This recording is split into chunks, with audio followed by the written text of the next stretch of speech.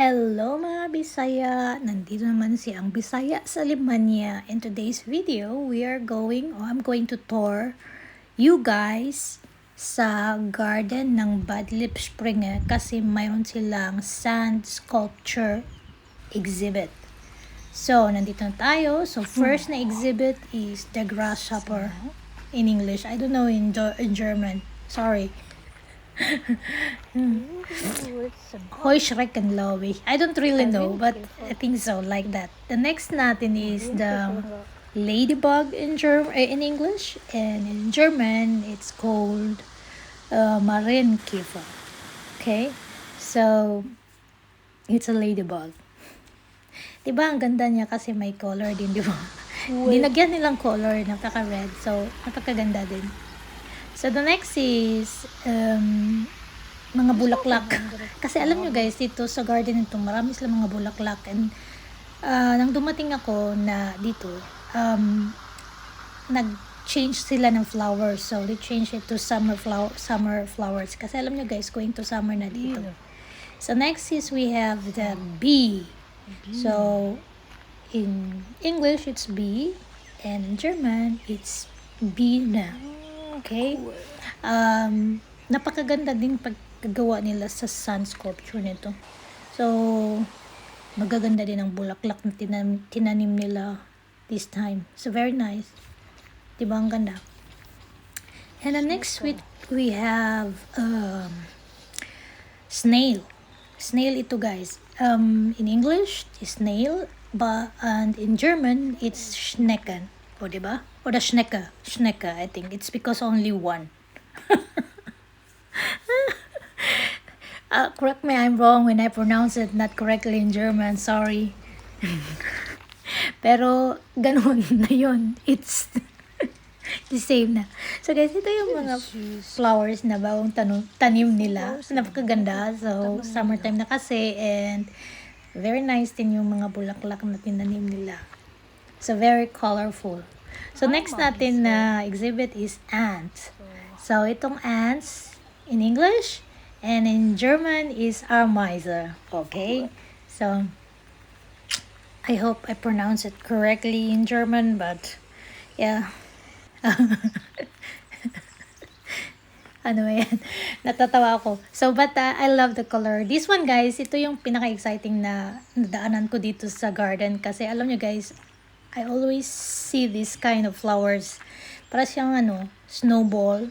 Kahit sa bahay namin, may ganito kami. But I don't really know the name of the flower. So, siya, white and purple color. And this time kasi pag summertime dito parang purple color na talaga yung nila summer kasi alam nyo guys it's a time to parang yung lavender time na siya kasi mga lavender kasi magbo-bloom na siya in this summer season. So kaya maraming purple flowers ang nilagay siguro. Ayan, but I love it. So I really love the design. Kasi makikita nyo siya pag on the way kayo, magwo-walking kayo. So, nasa middle talaga siya ng way.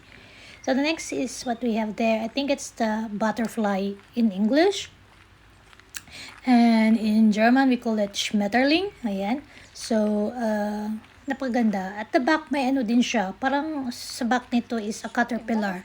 So, parang yung parang pa siya. Hindi ko alam kung ano yan sa German. It's a caterpillar. Call that one. Yung nasa pa siya, yung hindi pa nag-grow ang butterfly, parang worm pa siya. So, ganun. So, proceed. Ayan, punta tayo doon. And you guys, yung parang yung maliit na building na yan, it's a pavilion for birthday party. So, kung gusto nyo mag-rent, kung gusto nyo mag-birthday party sa kids, pwede nyo siyang i-rent yan, I think so. So, extra for parties, for kids party. Ayan, and we have another one here. Ito pala yung spider.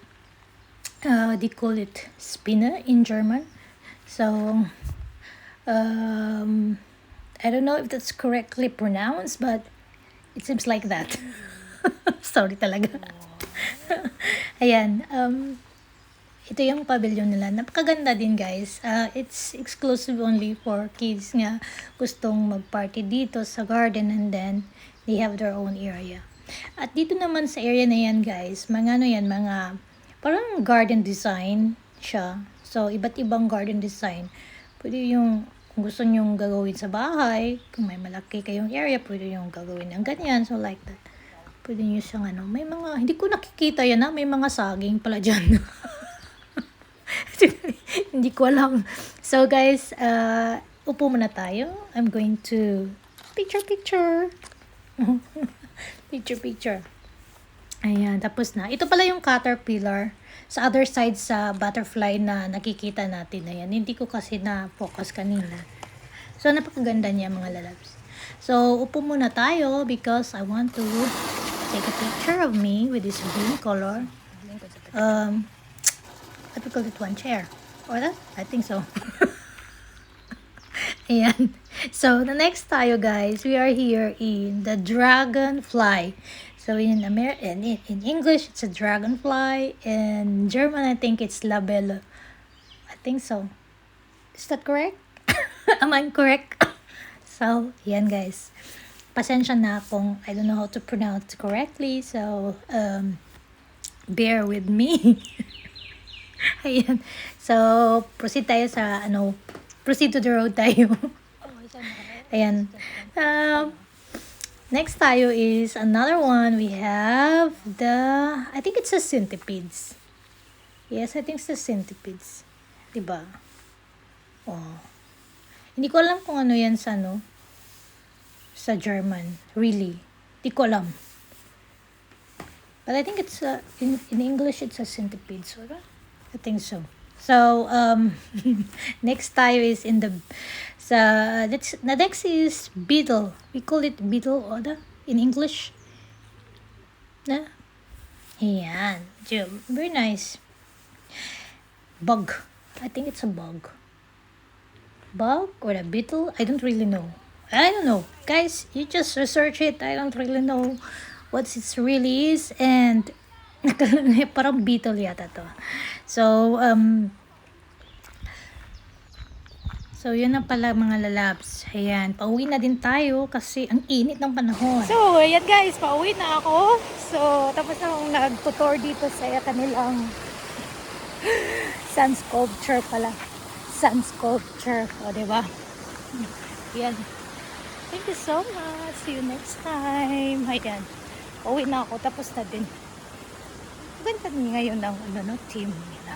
So, see you. Bye, everyone. Don't forget to like and subscribe. Bye.